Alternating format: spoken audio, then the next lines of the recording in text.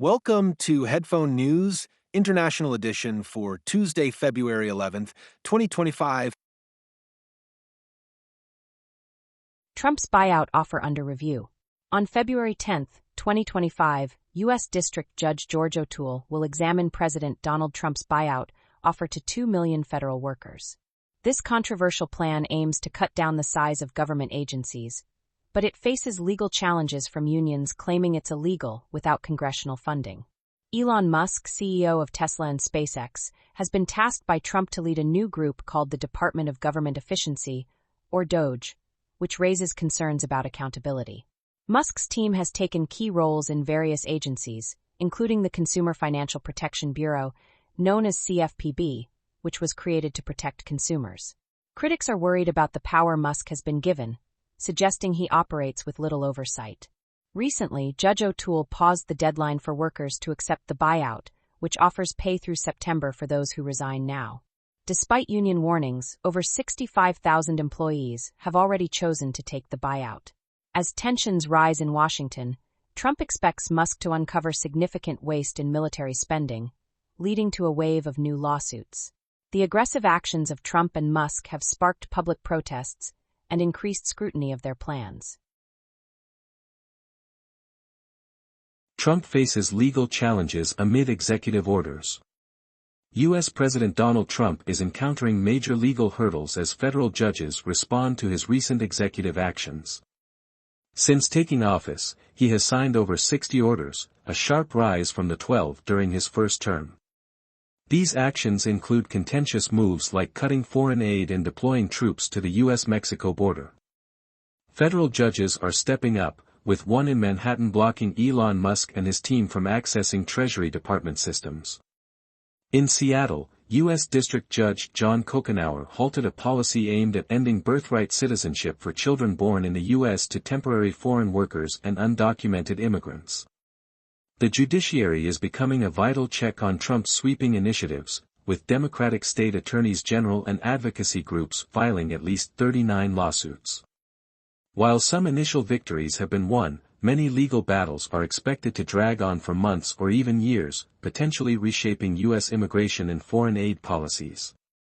As this unfolds, the U.S. Supreme Court, with its conservative majority, may ultimately decide the fate of these policies, highlighting the ongoing tension between executive power and judicial review. Concerns over Chinese AI app DeepSeek. South Korea's National Intelligence Service has raised serious concerns about the Chinese AI app DeepSeek, accusing it of gathering too much personal data from users. This data, which could jeopardize individual privacy, is reportedly sent to servers operated by Chinese companies. DeepSeek has faced backlash for allowing advertisers unrestricted access to this data, which is stored in China, where the government can easily request it. The app's inconsistent claims about the origin of kimchi, a cherished Korean dish, have also drawn attention. Additionally, DeepSeek has been criticized for suppressing discussions on sensitive topics like the Tiananmen Square crackdown. In response, a spokesperson from the Chinese Foreign Ministry stated that the government prioritizes data privacy and security. This situation highlights the ongoing debate about data protection and national security in our digital age. What happens when our personal data falls into the wrong hands? CFPB faces uncertain future amid legal challenges. The Consumer Financial Protection Bureau, known as the CFPB, is facing tough times after a leadership shakeup from the Trump administration. Russell Vaught, the acting head of the Office of Management and Budget, has told CFPB employees to stop all work, including lawsuits against major banks. Recently, the CFPB accused Capital One of cheating consumers out of over $2 billion by freezing interest rates on savings accounts. They also took action against Walmart and several large banks, claiming they impose hidden fees on delivery drivers.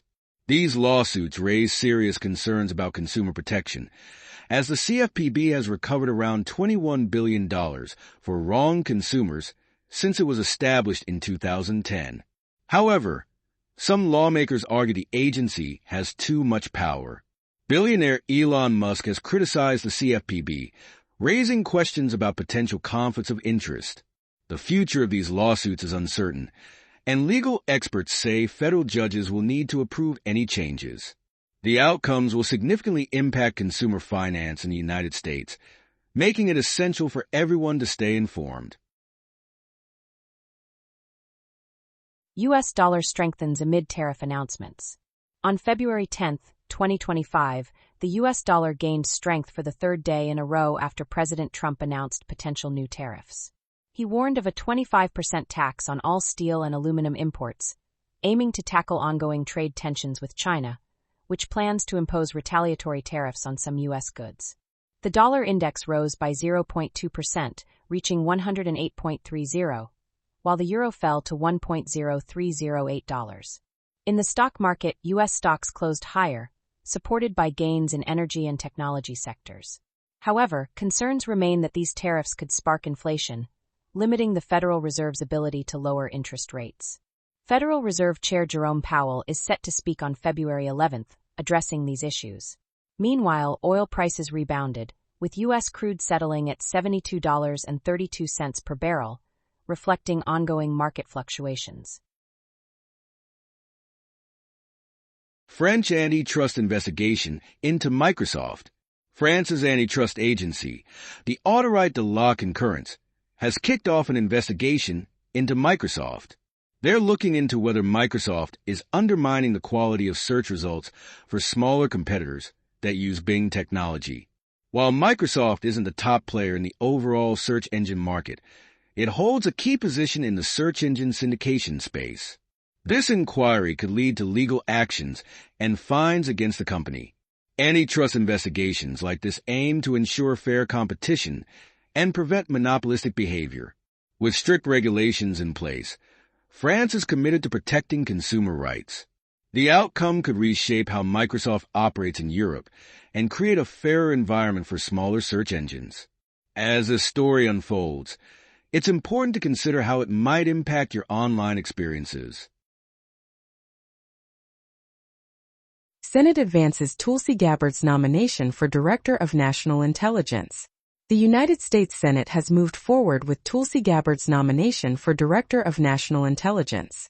On February 10, 2025, the Senate voted 52 to 45, easily surpassing the majority needed. All Republican senators backed Gabbard, while every Democratic senator opposed her. Known for her unique political views and military background, Gabbard's nomination has sparked debate about her qualifications for this crucial role overseeing U.S. intelligence. The Senate Intelligence Committee had a close vote of 9-8 in favor of her nomination, reflecting deep partisan divides. This upcoming confirmation vote will determine if she officially takes on this vital position, which could significantly shape U.S. foreign policy and intelligence operations. With tensions rising globally, her nomination raises important questions about how the U.S. will address challenges from adversarial nations. New Ebola outbreak in Uganda. A new outbreak of the Sudan strain of Ebola has emerged in Uganda, with the first case reported on January 30, 2025. This follows a previous crisis in September 2022 that resulted in 55 deaths. The Sudan strain has a death rate exceeding 40%, raising serious public health concerns. Edward Kaiwa, a 32-year-old truck driver, experienced symptoms during the last outbreak, but hesitated to seek help due to fear and misinformation.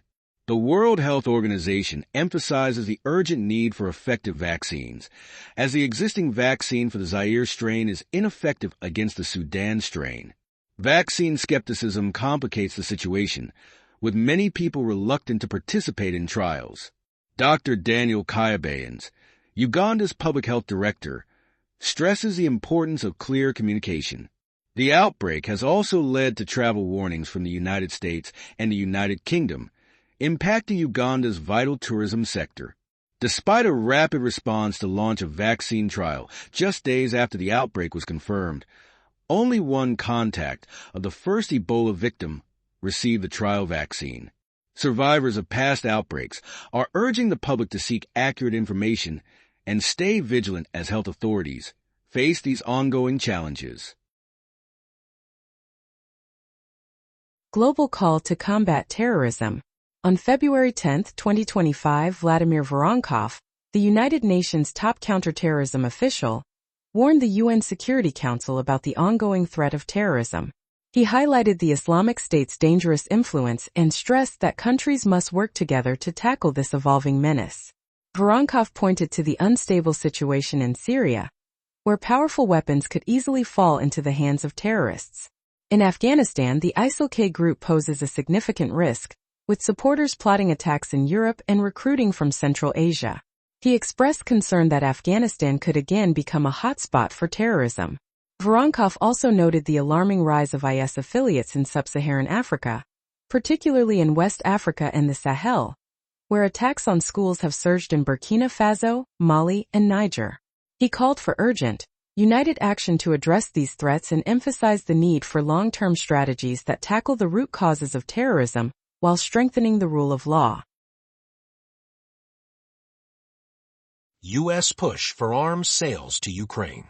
The U.S. is pushing European allies to buy more arms for Ukraine as the conflict with Russia intensifies. The Trump administration aims to strengthen Ukraine's position in potential peace talks while addressing the financial impact of military support. With over $65 billion in aid already provided during President Joe Biden's time in office, the U.S. remains dedicated to Ukraine's defense against Russian aggression. Retired Lieutenant General Keith Kellogg will meet with European leaders at the Munich Security Conference to discuss these arms sales. The debate within the Trump administration reveals differing opinions on military aid, especially as peace talks remain uncertain. President Volodymyr Zelensky has called for more security guarantees before negotiations with Russia can begin. Meanwhile, NATO Secretary General Mark Rutte suggests that Europe may take on a larger role in funding U.S. arms for Ukraine. As discussions unfold, the outcomes could significantly shape the ongoing conflict and the future of military support in Eastern Europe. Israel prepares for potential conflict as Hamas delays hostage release.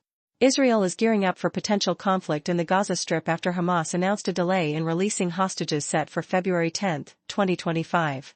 Israeli Defense Minister Israel Katz criticized this delay as a serious violation of the peace agreement. Prime Minister Benjamin Netanyahu convened a meeting with ministers and security officials to address the rising tensions.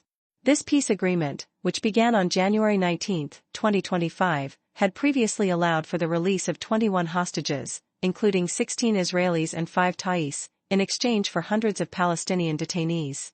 Hamas spokesman Abu Obaida stated that the resistance leadership had observed Israel's failure to uphold ceasefire terms, including delays in returning displaced individuals and attacks on civilians. The ongoing conflict between Israel and Hamas continues to be marked by cycles of violence and negotiations, with both sides using hostages as leverage. As tensions escalate, the international community is closely watching, aware of the implications for regional stability and humanitarian conditions in Gaza. Tesla's new Megafactory in Shanghai. Tesla has kicked off production at its new battery Megafactory in Shanghai, China, as of February 11, 2025. This facility is dedicated to creating megapack batteries that store energy for businesses and utilities. By expanding in Shanghai, Tesla strengthens its presence in the world's largest electric vehicle market, following the construction of the Shanghai Gigafactory in 2019. These megapack batteries are vital for meeting the growing need for renewable energy storage, allowing companies to harness energy from sources like solar and wind. This technology enhances energy efficiency and reduces our reliance on fossil fuels. Elon Musk, Tesla's CEO, has been a key driver of innovation, positioning the company as a leader in electric vehicles and renewable energy. The Shanghai factory not only fuels Tesla's growth, but also supports China's sustainable energy goals, paving the way for a greener future. What does this mean for our energy landscape? The impact could be significant for both consumers and businesses alike. That is all the news for today. Thank you for listening to today's Headphone News. News summary brought to you by AI.